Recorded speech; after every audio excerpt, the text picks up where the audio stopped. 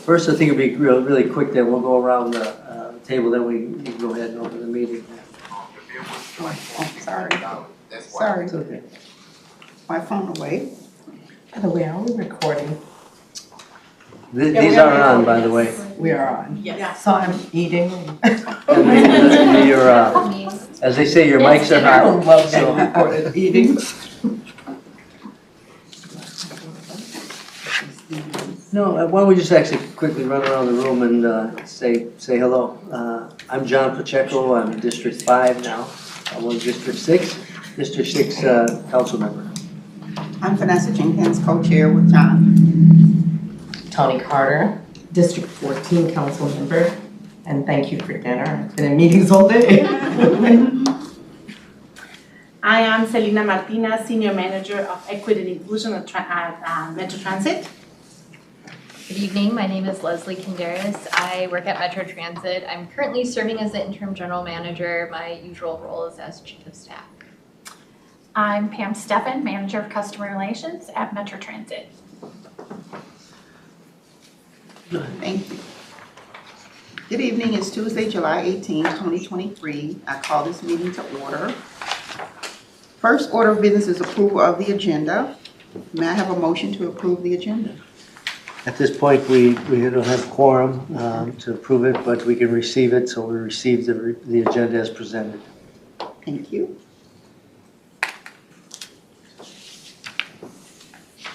My turn? We're tag teaming this. All right, so we went to the agenda. Well, at this point, we do have opportunities for the public to speak. I think all the public that we have is here. So they have 5 minutes, and so in the future, keep that in mind. If you know of or somebody's asking questions, we are available. They can come to speak as long as we know ahead of time. But fortunately, as you can see, we do not have one. In regards to the reports, subcommittee reports, again, the committees haven't met, and this was subcommittees of this advisory. It's not subcommittees of the council, right? So we have no reports. So coming up on our agenda, our guest today, Metro Transit Safety Security Action Plan, Lesley Kandaras, Interim General Manager, Sophia Ginis. Sophia's not with us today. Oh. Yep. All right, I'll get it right. That's okay. She would love to be though. I should put my glasses on, but I should. It's a lot easier. All right.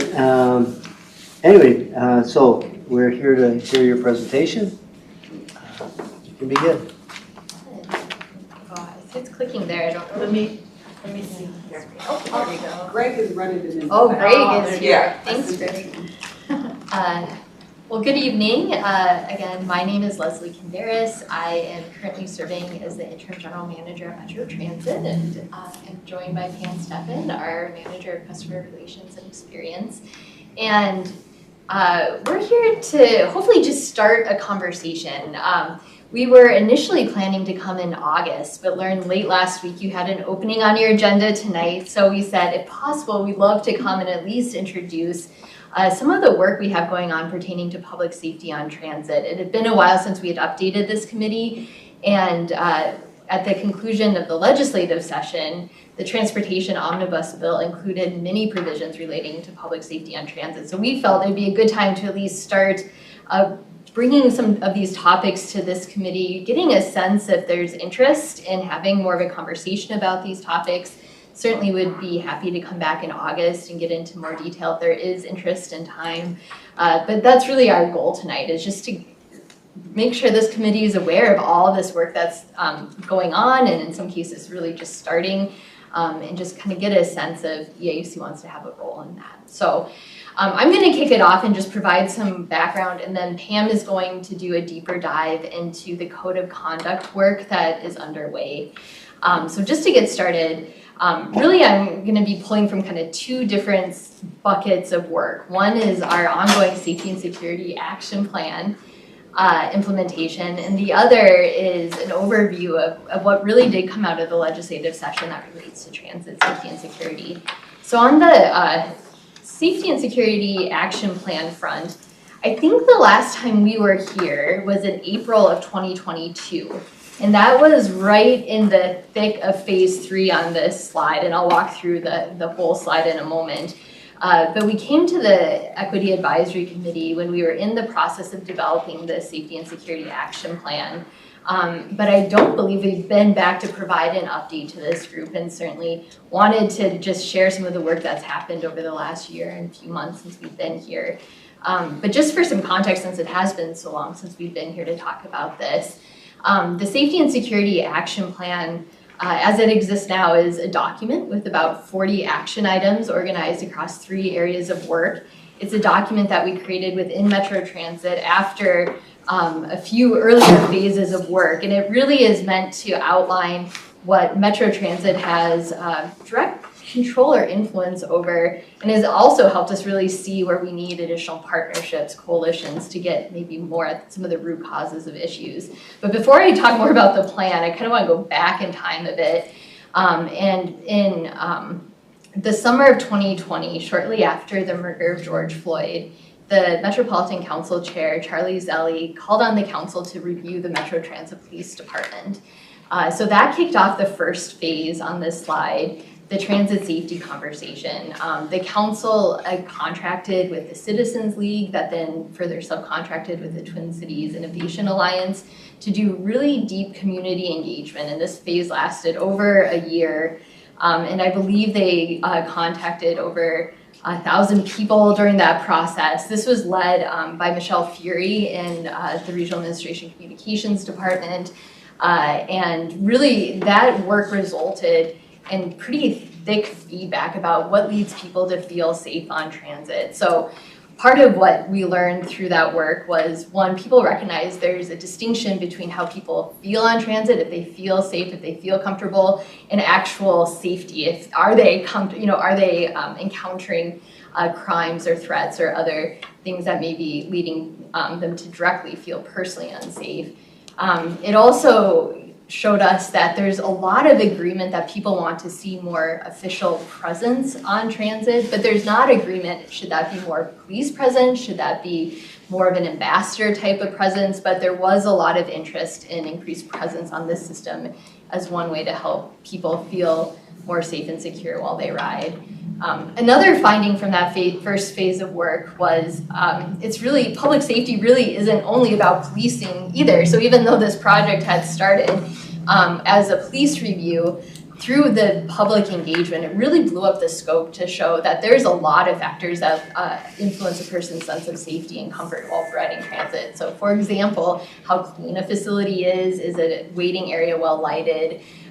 Is the bus or train on time? People report that if they're waiting for a bus that's not showing up when it's supposed to, that can lead to a sense of vulnerability or a lack of safety. So from that first phase of work, the council received that information and then formed a work group. So there are 8 members appointed to this police work group of the council. They met for 6 months. This was chaired by Councilmember Chambliss. And they took in the phase 1 community safety input and then broadened it out. They wanted to hear more from employees. They reached out to additional organizations. They wanted to focus more on youth and experiences of students who ride transit and their sense of safety. So they met for 6 months, and the deliverable from that phase was more of a high-level recommended vision back to the full council about where the council should go in terms of public safety on transit. But part of the recommendation was to really get some specific tactics to really operationalize it. They tasked Metro Transit staff with putting together the Safety and Security Action Plan. So that brings us back to the last time we were here. We kicked off that work in March of 2022. So when we were here, I think it was like April 19th of 2022, we were just in the thick of trying to take this broad vision for public safety on transit and put some specifics around what we can do. And we, as staff, what we did is, because we knew that there are so many different factors influencing public safety, we pulled together a really interdisciplinary team of staff, really tried to center a lot of this work on our frontline staff, spent a lot of time going out to garages and other facilities to learn directly from staff who are operating vehicles, maintaining our facilities, really have direct personal experience with some of the conditions on our system. And the result of all of that work was the Safety Security Action Plan. We brought that to the council in June of last year. They endorsed the general direction of it. We didn't want them to adopt all 40 action items in there because we knew that this needs to be dynamic, continuous improvement work. We need to have some flexibility to test things out, stop doing them if they're not effective, add new action items where we're discovering new opportunities. But kind of the 3 areas of work, and I'll talk a little bit more about those in a moment, are more enduring, and that's what the council really endorsed in June. The council also required us to come back on a quarterly basis and share updates on how implementation is going. And part of what we heard from council members during this whole process was they wanted more direct conversation with our police department. They wanted to hear from our police chief on a regular basis. They wanted regular updates on crime statistics and so forth. So what we've been getting in this rhythm of every quarter bringing a presentation to the council that covers both what we've done to advance the action plan, but also an opportunity for the council to hear directly from the chief what the police department's seeing and doing. And the next one of those quarterly updates will take place on August. This year's going fast, but not quite that fast. August 2nd. So we're just in the process right now pulling together that latest report. Part of our commitment in the Safety and Security Action Plan is to be as transparent as possible about where things are. So we have the action plan and all of our quarterly updates on our website. We've also begun including some crime data on our website along with ridership data. That also is an area that's a work in progress. How can we more effectively and meaningfully communicate about this work? But those resources are publicly available now.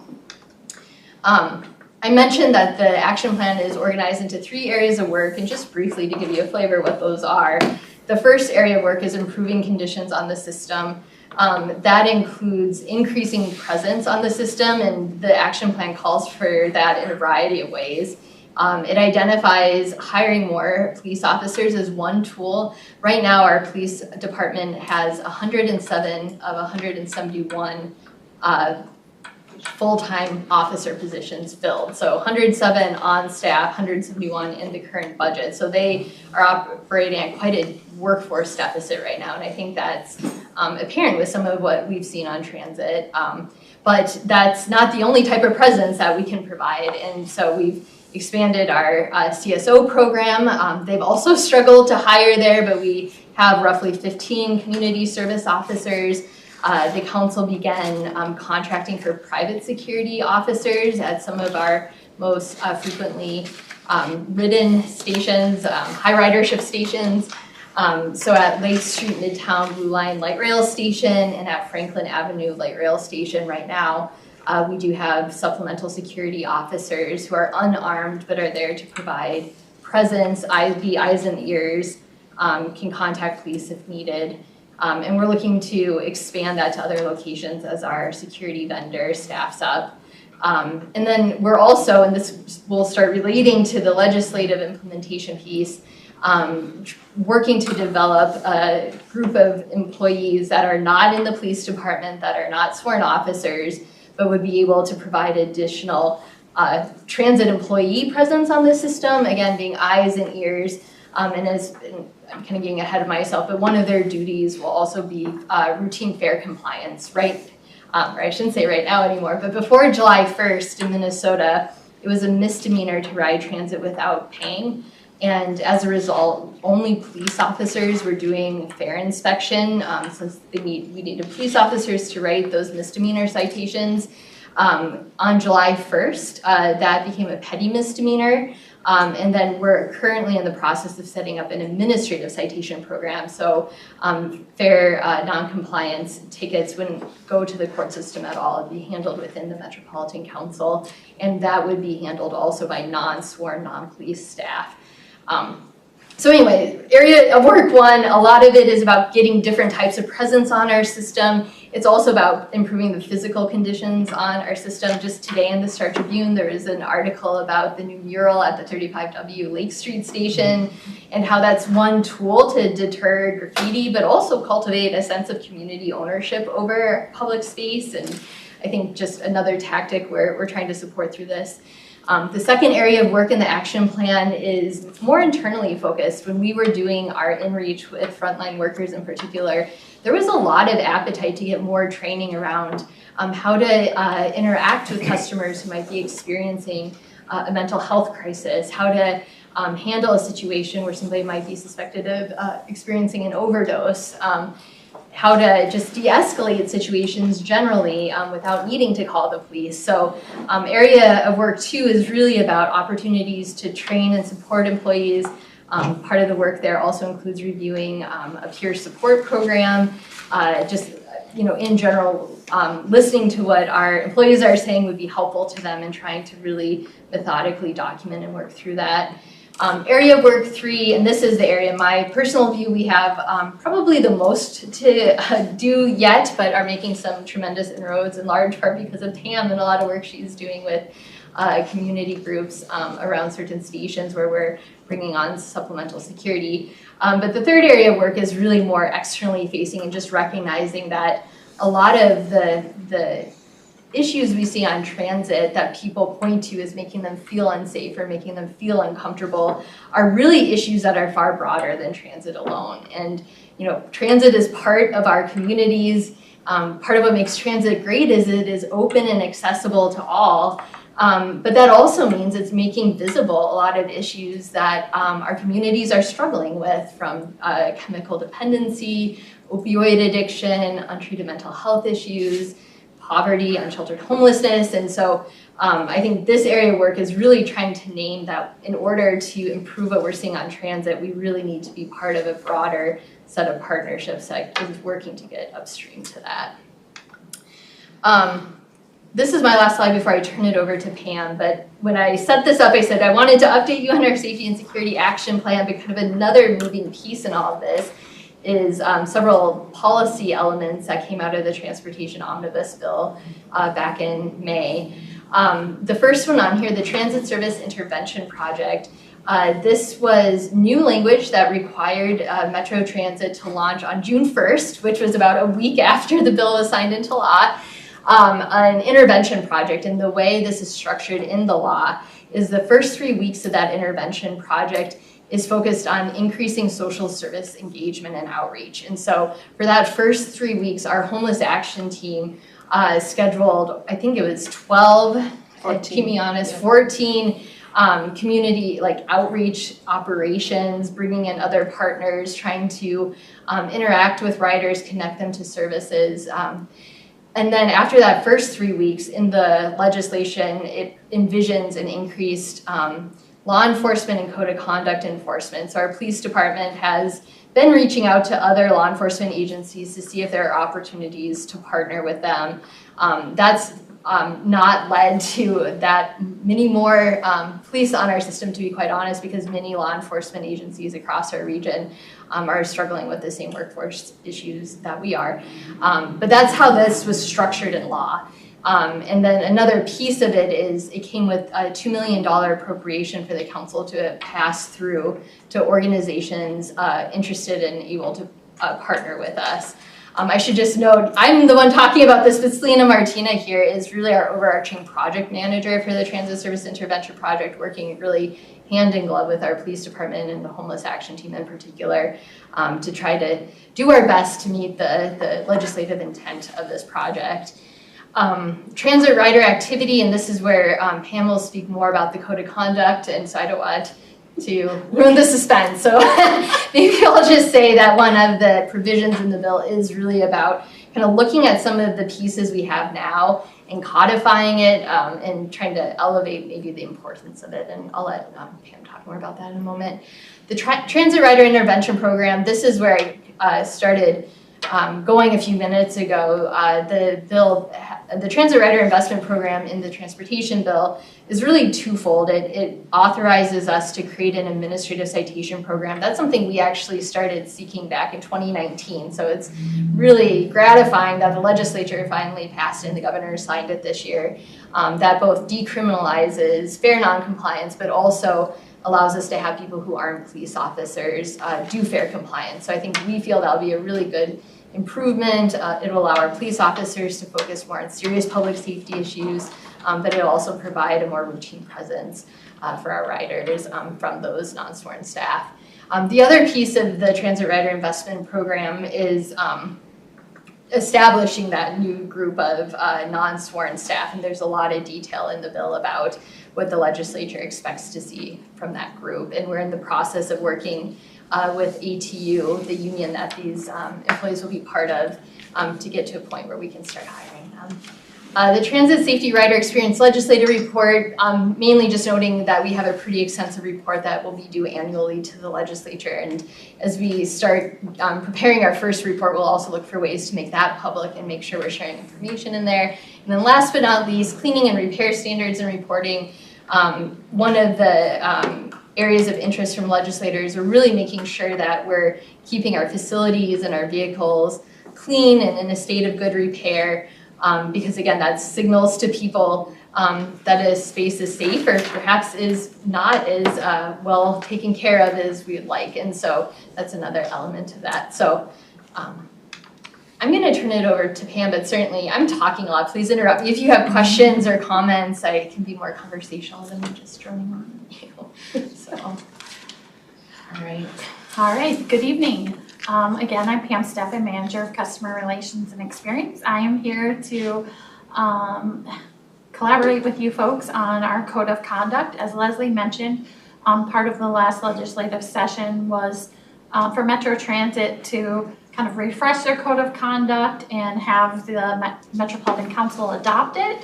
The good news is that we were actually working on this back in November, and we put quite a bit of time into this, and we're not done yet, but we're getting closer. So as folks probably know, we have Metro Transit along with MTS, our private providers, and the other part of the contracted routes that do our system, and then also Metro Mobility. They all have kind of a code of conduct. They usually go by our general code of conduct, and then some of like Metro Mobility and Transit Link and Microtransit, they kind of adopt what we have, but then they have some extra add-ons. So right now we're really focusing on the overarching code of conduct for riding any transit. And so the pictures here that you see are some signage that we have on board our buses and trains. And they talk about, you know, having valid fares, don't distract the operator, no smoking, things like that, litter, watch your language, wear headphones, and so on. So the ultimate goal here is to refresh this code of conduct. And you're probably wondering, holy smokes, how are you going to do that? Well, as I said, we started in November, where we got a group of internal stakeholders together, and then we created a matrix of all of our existing code of conduct items. Some of them are illegal and some of them are really policy related. So we created this large spreadsheet on all those different code of conducts, and then what kinds of interactions happen when those things are violated. Whether it's, you know, a citation or being arrested or whatnot. So we had really a thorough list of what we're starting with and what we're looking to refresh. Then after we created that list, it helped us really do some in-reach to our employees. So this picture here is at there was two back in the spring. It's our bus mentors. We outlined to them the existing code of conduct. And then we had kind of a workshop where we asked them to rate the different code of conducts, like high, medium, and low, because we really wanted to see how they felt about the code of conduct. Like how are you feeling about certain things that are happening on your system? What is the most important to you as an employee? So we went through that. Like I said, we had 2 workshops with the bus mentors, and then we took it a step farther. So then we launched a survey to everyone on Metro Transit staff where we received feedback from them. We got over about 500 responses. It's kind of hard for me to see here, but So most of our responses were from bus operators. The next little sliver is rail operators. And between the rail operators and the bus operators, the most important people, we really wanted to hear back from them. We also, you can see up there, transit police, what they see, the different violations of code of conduct. So it was really important to hear from them and have them weigh in on kind of what's their high, medium, and low as it relates to each of those code of conducts. We had maintenance staff weigh in, office staff, management, facility maintenance, and so on. So over 500 respondents, and it was pretty exciting actually to see, what they ranked high, medium, and low. And we'll see that in a moment. All right, so as far as the illegal code of conduct, things that people can get citations for and such, this is how our Metro Transit employees ranked the existing code of conduct. So threats of violence, firearm discharge, spitting on an operator, interfering with the driver of the bus or the train, or holding doors open on the trains, urination, defecation, smoking, disorderly conduct. So those are kind of the high-ranking ones. So probably not too surprising for folks here. But again, it was really important to understand what they were most worried about. And then of the non-illegal activities, sexual harassment, discrimination, again, hard to read. Prohibited items. Prohibited items, loitering, and so on. So you can kind of see that here, how things are all ranking out. Kind of in the middle is one fare, one seat. We've heard a lot about people kind of hanging out on the trains and taking up more than one seat and stuff. So that kind of ranked in the middle of this. All right, so then after we got all of the employee feedback, just within the middle of June, we actually developed a survey for our customers. And these are preliminary results. We have the survey for our customers open till July 24th. They had similar code of conduct things that they were looking at. What ones were a high priority for them, what ones weren't. So the biggest one for them is the threatening and harassment and kind of assault behavior. And then the second one for them was drug use. And then the third one was really loud, obnoxious behavior. So those really were the top three things so far that our customers has picked that really makes them feel unsafe while riding our system. It was pretty interesting. The one thing that isn't really shown on here is paying your fare. That actually ranked super low for them. It was really more about kind of the behavior, disorderly conduct things that they were mostly, that they ranked highest. And then so far right now, we've had about 1,500 customers respond to the survey. We're doing another effort, another push tomorrow when we're out and about on our system to try to get more survey responses. All right. And so for you folks here today, based upon what you've heard, we're just wondering if you have any advice as it relates to equity and sensitivity to cultural norms when we go about and communicate our refreshed code of conduct. We've got some extra internal stakeholder steps that we're going to take before we really launch the new code of conduct. But we're wondering how you feel about that and if you have any feedback. Pam, I might just mention one thing on this. Yeah. That question is worded the way it is in part because legislators specifically told us that they wanted us to be thinking about this. And so just wanted to provide a little of that context too. So, Councilman. thank you. I appreciate the need to develop a code of conduct. I also appreciate the kind of behaviors that are described here, which basically are behaviors that we do not want to have repeatedly occurring on our transit system, and that we have observed and therefore need to address. And at the same time, I have an aspiration that I have to share, and that is that a code of conduct can be used, and that we think creatively about how we might use it to express the kinds of behaviors we do want, and to create the opportunity for culture change that has customers riding our trains then self-subscribing and expecting of others. Positive behaviors that help, as opposed to the kind of negative behaviors that hurt, which we're describing. Now that said, I know that a code of conduct has another purpose, and that is to facilitate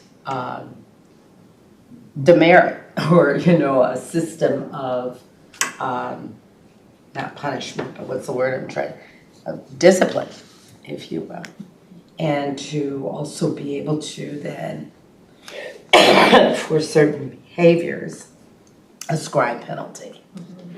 So is there a way, and I ask this, hoping that we're not so far down the road, that we might not step back and think a little bit about this. Is there a way that we can think about the positive behaviors, the expectations of writers, of staff even, of all of us? But I know we're specifically really thinking about writers here. Is there a way we can think about the positive that we do want and then reflect what doesn't look like that, or as the negatives, and maybe house them within the positives? You all know what I'm trying to say. Yeah, definitely. I'll just share, I really like that framing of it. And I mean, part of where we started this conversation, even before we were required to by the legislature, was recognizing transit is shared public space. And how do we think about that as a positive opportunity to be with and connect with people and kind of think about starting with a more positive, here's what you owe to others who are riding with you type way of thinking about it, as opposed to do not do these things. I hear you. I appreciate that. I don't know, what you can do with that, but just to pause and think about it. I appreciate it. Yeah, no, I truly appreciate that. It reminds me of multiple years ago, City of Minneapolis, not City of Minneapolis, but Minneapolis Public Schools. They made this super awesome video for their other students who were, on their first journey to ride our buses. And it was just so cute how they did it, where they were really,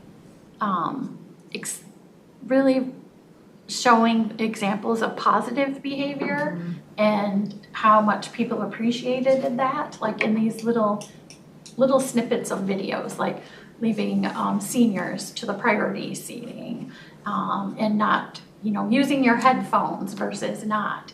I just loved it, and obviously I probably won't ever forget it, but it was super cute. So I hope that when we launch this, that we can, find something similar to that, where we're really promoting the positive.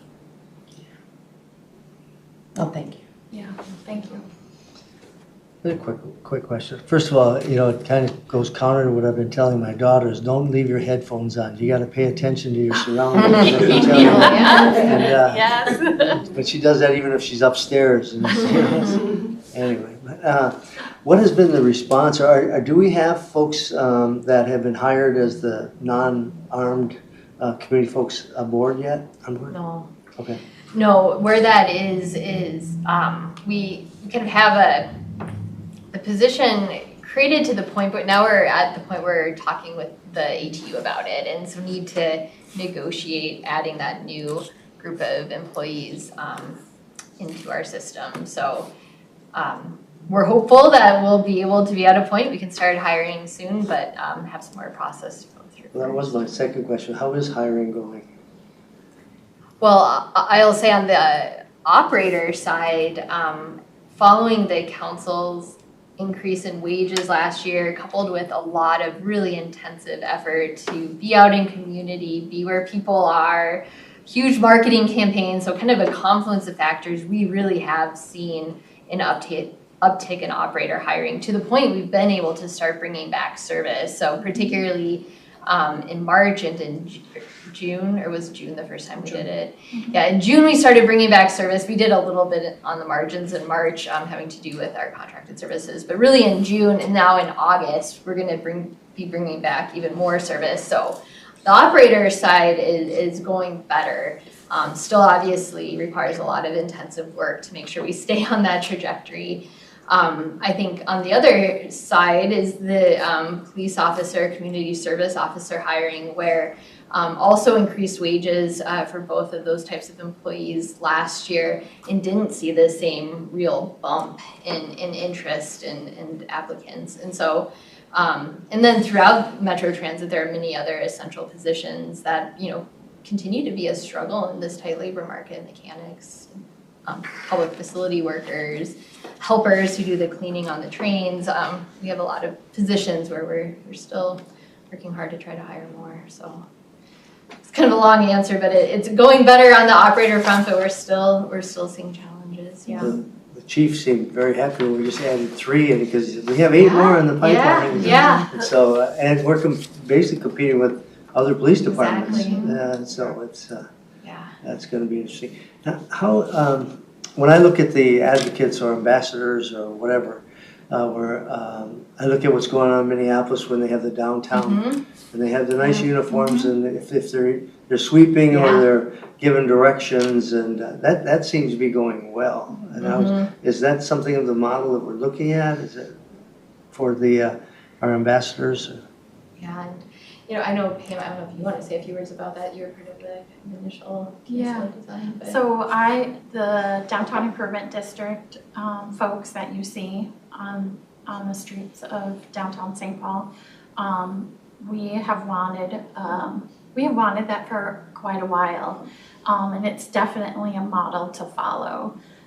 The ambassadors that we're looking to hire, they, you know, about 60% of their job is going to be fare enforcement, and then the other part of it is going to be, you know, customer service, wayfinding, reporting any kind of vandalism or graffiti and things like that.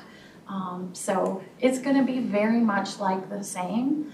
You'll probably hear in the future the customer survey that I talked about, that actually had a couple other components to it.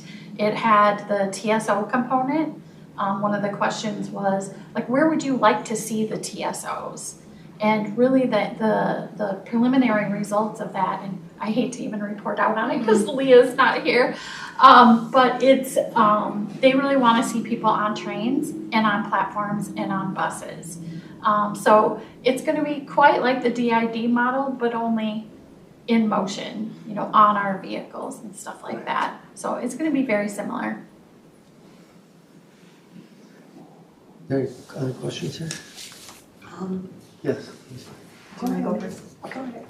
I'm curious about a few things, but the first one that struck my curiosity is you mentioned that this originated in 2020 with Chair Zali saying we needed to look at our relationship with police. How did that come to be so focused on safety? It's a great question, and the best I understand it is once the chair made the announcement, it's been a while since I read it, but it was something to the effect of looking at our police department's policies, procedures, relationships. That's kind of how it was couched in his statement. And then the council contracted with Citizens League and so forth, and that's really what led to the safety conversations that happened, and then the council police work group. So that's not so much an answer, more than a process description, but it was kind of it evolved, through those processes. So. And if I may also add, the 40 items in the action plan, in the safety and security action plan, although, we're just giving just a large, broad summary, includes, for example, a relaunching of an anti-harassment campaign.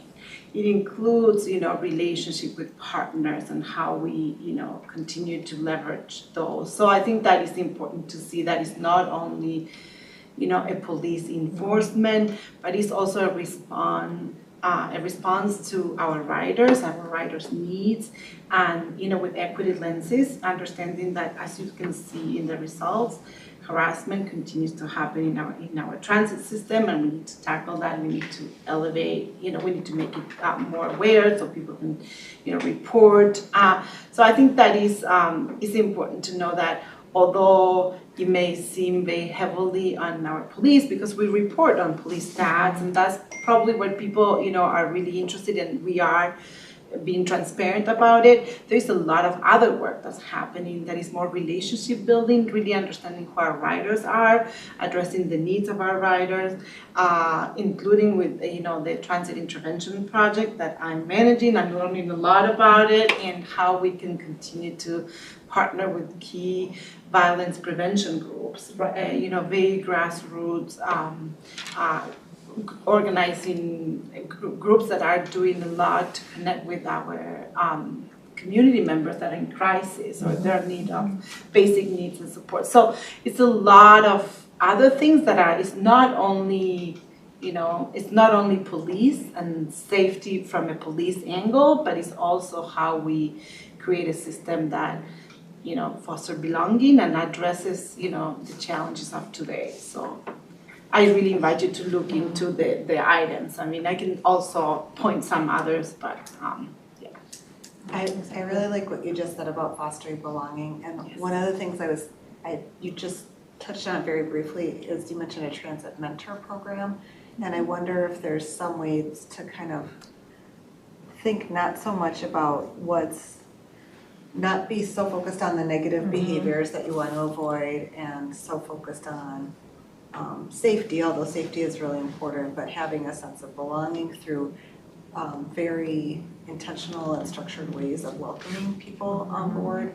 And then I would like to really agree with Councilmember Carter's statement about couching it in more positive terms. So for example, one thing that came to mind for me is this idea of, instead of saying, don't talk to the operator while they're operating the train or the bus. Instead, you could say the times that you can communicate with the operator are when you're boarding.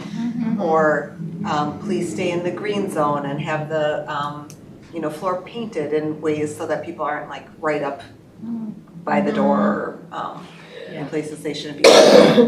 Being more proactive. And I think that can also be very welcoming because people know, okay, I know what to do when I get on board versus I have to figure out what to do based on what I can't do. Yeah. And I'm glad you're saying, I'm glad you're saying that, because it is part of this question to the advisory committee, because I know that, I learned the code of conduct when I started working for Metro Transit. I was a rider way before, and I ate on the bus, and I did a lot of things that you should not be doing on the bus, but I just didn't know. As an immigrant, I was like, well, I'm taking the bus from downtown Minneapolis to Waisera, 2 hours, so I did things that I didn't know or I didn't really care to know. So I think that is important to engage our communities in like teaching, to sharing why it's important that I didn't eat on the bus, and that So I think it is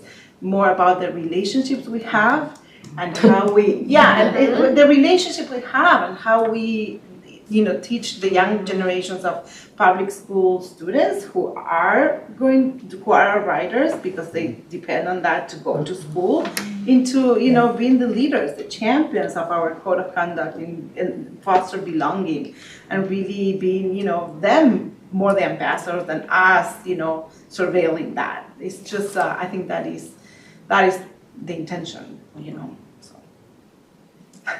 Who knew you weren't supposed to eat on the plots? I know, right? I was like, oh, sorry. Yes, you see, so Now it's I know. communicating that code of conduct really well.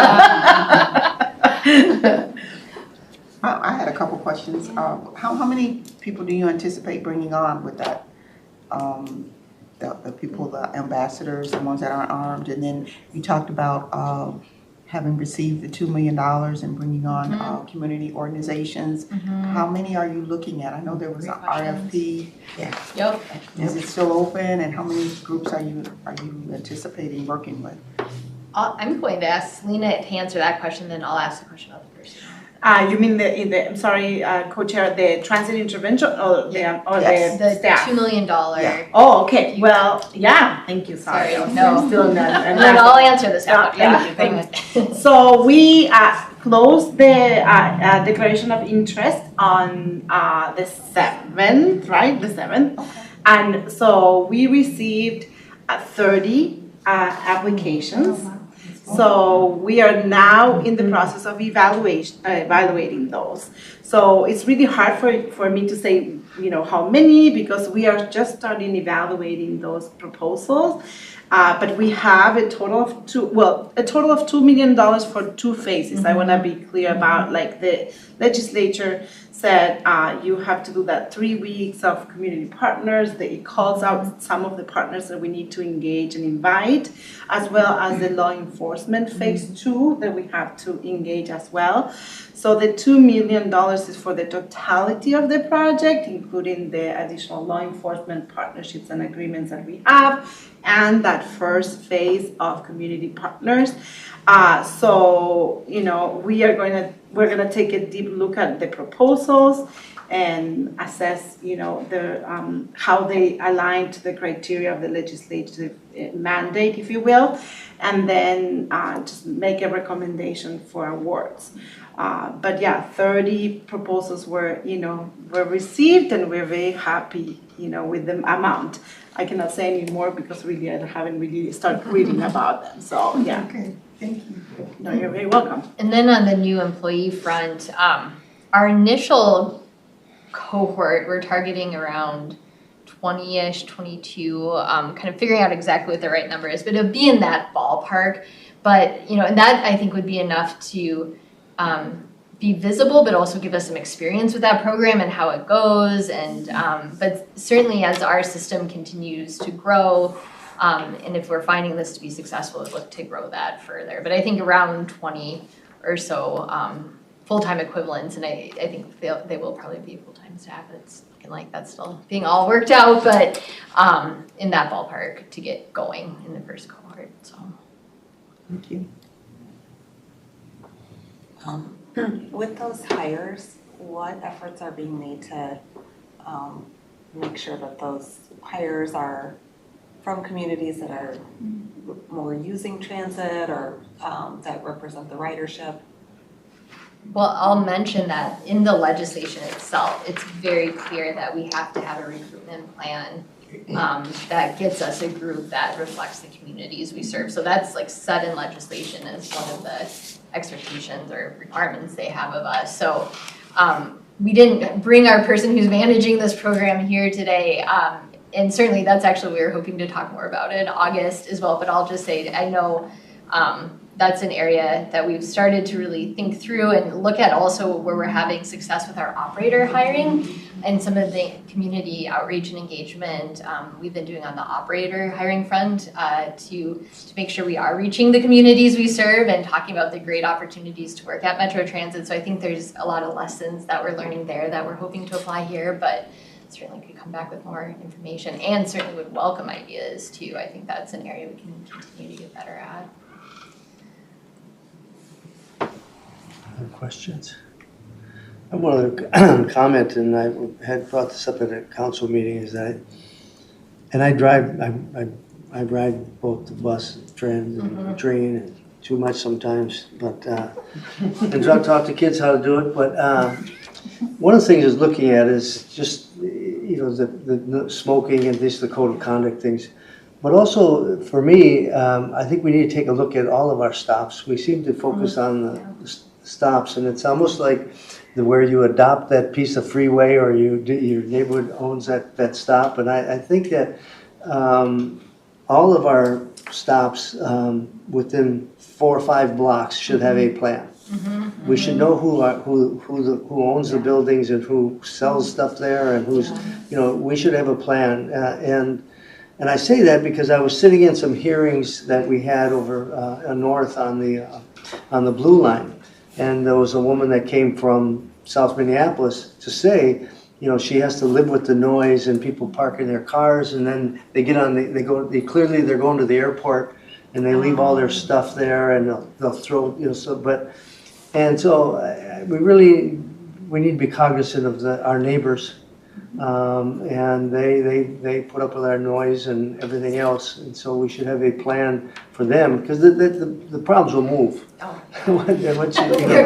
Yes. And I learned this, I used to work at Excel Energy, and we have power plants, and I had to bring to the CEO, I said, we need to fund some of these things, and he said, well, that's not an environmental program. And I said, but they're our neighbors. They deal with our trucks coming in and out, and they're, and so we really start putting together programs because they are our neighbors and our customers and our riders, but they're also physically there. And so I'm going to check that out again just to see what it could be like, because this lady was very passionate about what she has to go through living right next to a stop, and it was one of the stops of South Minneapolis. Well, thank you for that comment, and I'll mention a couple of things we're doing in that direction, but I think there's room to do a lot more too. But one piece is we do have an adopt a stop program that Pam has really spearheaded bringing back to life. And do you want to say a few words about that? Yeah, we refreshed it. It's been refreshed for about 1.5 years now, and we have 178 adopters, where in the past we had like 25 to 50. And I'm super excited to say that one of the most recent adopters is our first light rail station, our Nicollet Mall station, and I'm really excited about that, and hoping that more light rail stations will be adopted. So it's really going really well.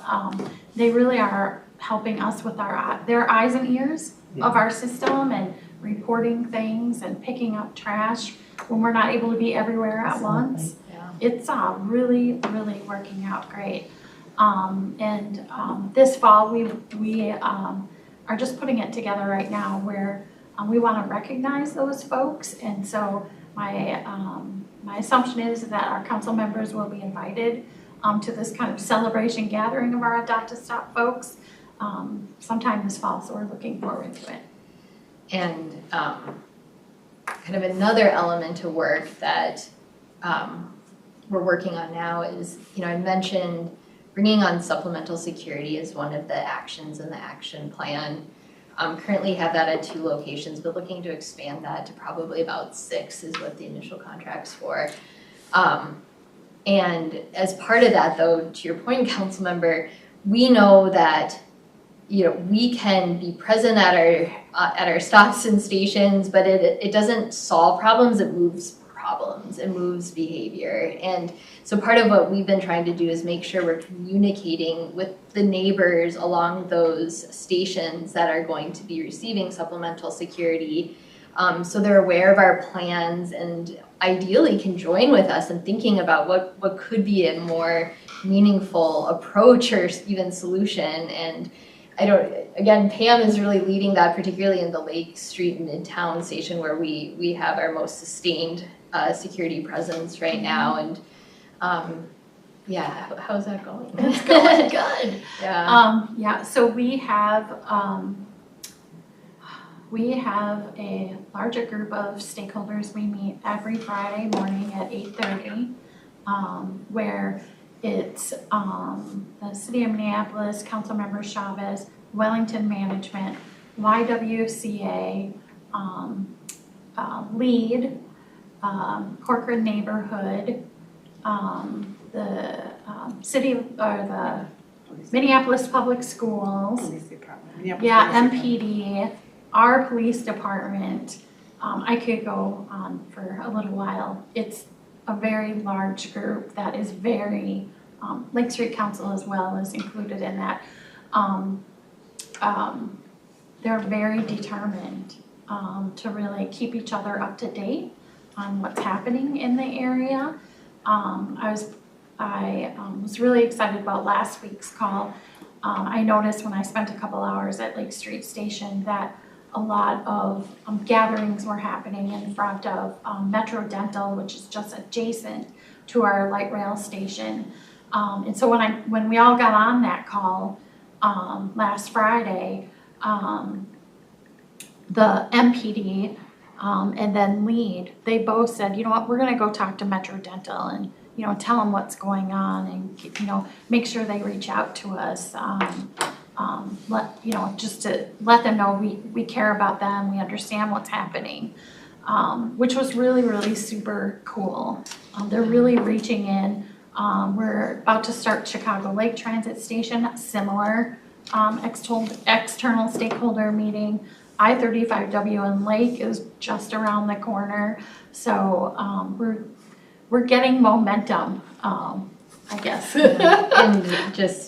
And we have many more stations to go, and then when you add in the bus stops, I mean, we have over 12,000 bus stops in our system, so it's quite a scale or a lot of scaling up that would need to happen to, fully make sure that we have that relationship with every neighbor, but certainly we see the value in doing that and really setting that as our aspiration and looking for creative ways to forge those partnerships.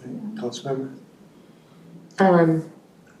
I am recalling I need to follow up on a request from a meeting with the St. Paul City Council. And, there were a number of things in the request that I will be following up on. And I'm thinking specifically now about an issue of communicating progress on our safety and security plan. And I know that the quarterly reports are happening, but this is also from a communications perspective. What can we do that makes our progress accessible and visible to our riders so that we are encouraging our riders to get back on transit, to get back on track. Right. And that's a good motto. And so, and so I want to ask that question from the perspective of the council. Yeah. They don't go and read the reports, nor does the average rider. Yeah. Is there for the council, certainly something like a dashboard would work. For our average riders, maybe there's a graphic that helps us to communicate where we're headed and where we're going, where we are. Yeah, I completely agree. We need to do a lot more on that front. We need a full-on communication strategy, and we aren't there yet. And I mean, I think we try to capture and share stories as they happen, but we have these good stories, but frankly, we aren't shifting the narrative. And I think that's really the work we need to be focused on. And but it is looking for opportunities and making sure we are at every meeting, every table.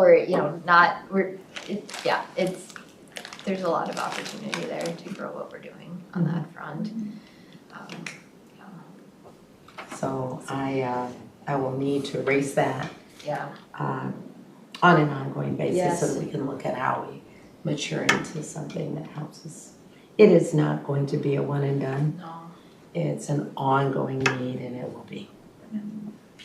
And if I may, make as you in this committee or in the council know about opportunities where we can come and talk about the safety and security action plan, not only, updates on the actions, but also listen to what people are experiencing. We can tell them what we're doing, how we're engaging, our plans, but we are still listening. And I think it's important that, we say that, because as Lesley said, it has 40 actions, and, when the council endorsed the plan, it was not action by action, because we are continuously learning about what things are working, what things are not working, what we need to do more of, what we need to perhaps not prioritize at this time. So I think, it'd be great for us to know where else we need to go, to talk to groups of people, especially with the code of conduct information as it gets refreshed, but also as a whole. Safety and security action plan. We have, stories on social media after, Taylor Swift was in town, how wonderful Metro Transit was. So, that is like, okay, that's great. But, can we do that, more, not only when, Miss Swift is in town, but when, other things are happening. So I think it's important to continue to, bring the good news, but listening to people carefully about whether they're true hesitations to come on track, like you said, or experiences on board. Okay. Will I hear? One thing I do want to say is I feel very happy to see that the fare skipping was decriminalized in the last legislation. And I heard you say that 60% of the new ambassadors role will still be on fare checking. So I have heard of other cities that are moving to free systems. How much could we adopt more and more free fares for more and more people, so fare skipping just isn't an issue? So I know that there's regulations around it, but can we give out bus passes like they're candy? Or, are there more things we could do that are more creative that just really reduce the issue of fare skipping as something we even have to care about, and move on to other things of supporting and helping people? I'll mention that part of the transportation omnibus bill is also a free fare pilot. The legislation had us choose 2 bus routes to do that. So that started July 1st on Route 62 and Route 32. And we're hopeful we'll learn a lot from that experience. Ultimately, the council does set fare policy for the region, including our fare product for people who live in households with lower incomes, the transit assistance program. And I think certainly we'll be looking at what we learned from the free fare pilot. Even as we were setting that up, we were in touch with other cities that have done something similar. So I think there's a lot of opportunity to learn there. And I mean, fares do contribute to the revenue of our system, and part of how you attract people to transit and serve people who rely on transit is having good transit and making sure that we have the resources to do that as well. But it's fun. It's a really important policy question, and one that regions across the country are really grappling with. So. And does that also include free fare for Metropolitan? Oh yeah, thank you for mentioning that. As part of the legislation, it is free fare for everyone who's a Metro Mobility customer to ride on the fixed route system. And within the corridors of Route 62 and 32, Metro Mobility rides within a certain distance of those routes are also free, because federal law is that paratransit fares have to be aligned with non-paratransit fares. So there's a lot to learn there too. Will that help people just have more mobility options? And I want to add also, that is a great opportunity for us to understand where are the gaps of information. We know that a lot of people are not aware about certain passes that we have, as well as the transit assistance program. We do our best to continue to educate, that is a program that will benefit so many more people that live in our region by having a $1 fare. And, you know, it's easy to qualify. It's not, I mean, not easy to qualify. I guess the best way to say it's not complicated to apply. It's, you know, you don't have to wait for a long time to see if you qualify. But it's just an opportunity we have to see where the gaps are, where people don't know that we have a transit assistance program that can really benefit their household or family to receive transit services. Well, I want to thank you. This is a subject that touches a little bit of everything that we do, and so it's an important presentation. I'm sorry we didn't have enough people here to appreciate it, but work on that as well. So thank you. We'll move into the final part of it, right? So we may end up getting out there early, but as under the reports, my report basically is where Councilmember Carter and I spent the day, and yourself spent the day under strategic planning. I brought up before that we will get a legislative update for this group. We've had one that's been present at the council, presented at the council. Today we had a more inclusive one that really kind of outlined what were the big wins and all at the legislature. I will forward that on to you. And Hannah, who's working in the legislative, will come to our next meeting just to kind of answering. So you'll get the report, and if there's any questions, bring them along, and she could walk it through. It was pretty. It's called transformative session. People were amazed at how much we got a source of funding out of it through the tax and sales tax, and so it offers a lot of opportunity, but also a lot of work. At the next meeting, we'll have that walk through, because I think it's like safety. It really touches everything we're doing here and where we're going. So that's really, I guess, you can tell we don't have a lot of folks here. I have spoken to the chair, and we're going to take a look at changing the bylaws, reducing the total number, looking at also whether the time is right, or whether we're surveying all the members that were part of it but have not attended to see if they're still interested. We're not trying to get rid of anybody. If anything else, we just want people to be more active. Our numbers are 21, and by the time you went around introductions, you lost half the meeting. So I'm kind of looking at making it a little bit more productive. So that's kind of where we're at with that. And then the final one is that we also spent today looking at our strategic plan. And so I got to talk to management here and see what there's something is there something I could include, but also get your input on this. There is a section on equity in here, but more importantly, it does talk about racial disparities and some other on housing and other issues that we face in the community. So that's kind of what we'll probably have in the next couple meetings, both the legislative update and a draft of a strategic plan that we could really build some metrics around. So that's my report.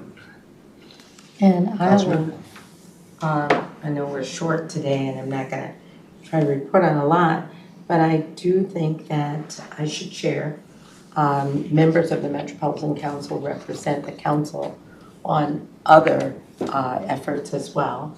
And I'm a member of the I-94, Rethinking I-94 planning team, which met for the first time, I think in a year and a half at least, just this past week. And there are a number of alternatives on the table now that were presented by MnDOT to the team of stakeholders from the Twin Cities area, focused on the stretch of land between Minneapolis and St. Paul, I-94, and recreating that guideway. Lots of alternatives that will now be parsed out.